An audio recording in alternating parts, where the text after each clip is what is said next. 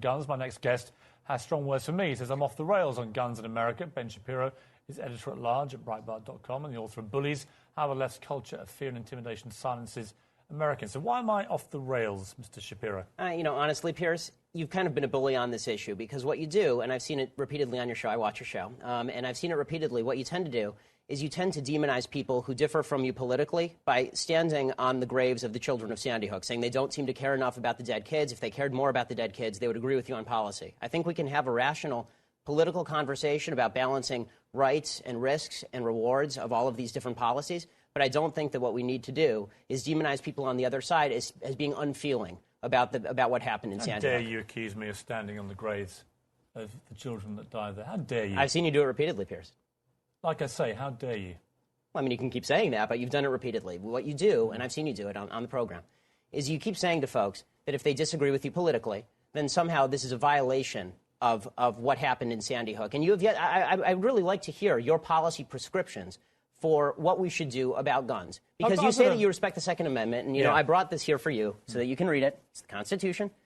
And I would really like for you to explain to me what you would do about guns that would have prevented what happened in Sandy Hook. If you want to do what you did in the UK, right, which is ban virtually all guns, that is at least a fair argument. And we can have a discussion about whether that's something that we ought to do or not. Well, I've made it very clear what I want to do, which is exactly what Mark Kelly wants to do. And in fact, rather than address let's talk about that. Rather than address your comments to me about standing on the graves of children at Sandy Hook, you can address them to Mark Kelly, because he agrees with everything that I've been saying, because he feels the same way, as does his wife. They're gun owners.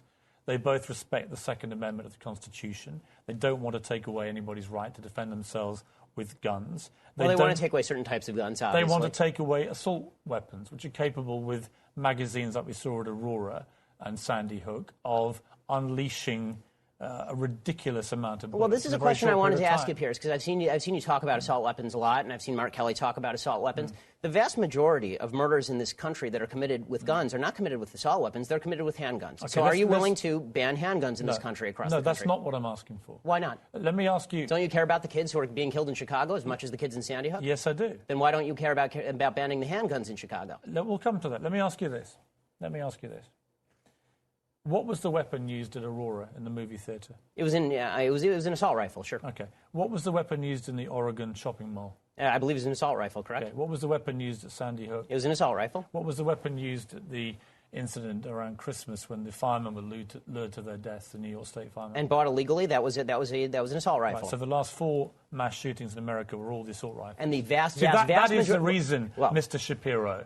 And you can smirk at me, and you can laugh at me. I'm not smirking. And you can accuse me of standing on the graves of dead children. And being a bully, yes. But that is the reason that people like me and Mark Kelly and Gabrielle Giffords want to have assault weapons like that removed from civilian hands. Your passion on the issue doesn't really justify the rationale for why you want to ban assault weapons, but not handguns. You don't understand why we want to remove the preferred weapon of choice, these killing machines, from the hands of deranged young men. All I'm asking is for you to be philosophically consistent. If what you're worried about is the removal of killing machines from the hands of deranged young people, then maybe we should talk about a blanket gun ban. And let's get to what the left really wants here. And you say that you're for the Second Amendment. Why is it about left or right? Because in Britain this never is about left or right, this issue. Why is it here? Well, we can talk about Britain in a second. I think the reason that it's about left and right here is because fundamentally the right believes that the basis for the Second Amendment, and they believe in the Second Amendment, the basis for the Second Amendment is not really about self-defense, and it's not about hunting. It is about resistance to government tyranny. That's what the founders said, and that's what the right believes in this country. Which tyranny are you fearing yourself? I fear the possibility of a tyranny rising in this country in the next 50 to 100 years. Let me tell you something, Piers.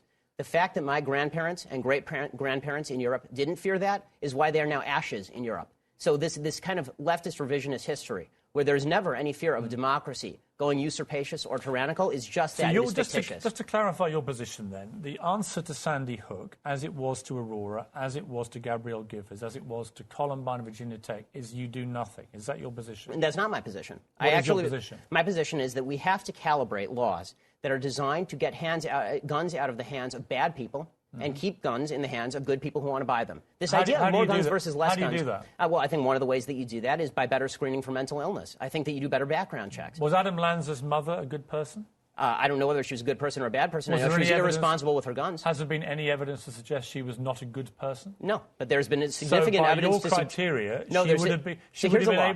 Wait a minute. by your criteria of the good people should be allowed the guns and the bad people shouldn't, she would have been allowed the guns. She was an irresponsible person. She didn't keep her guns locked up. And that should be against the law. If you have a mentally ill person in your house, so then we're talking about laws that we can both agree on, Piers. I don't know why you're disagreeing with me on this. Then she becomes a bad person, does she? Well, no, it's not a matter of morally good versus morally bad. You set the criteria, good and bad. So is she good or bad? You're right, Piers. I should have said responsible versus irresponsible. That's correct. Okay, so she goes from good to bad. No, she goes from responsible to irresponsible. Let's take a break. Let's come back and talk more about this because we don't agree.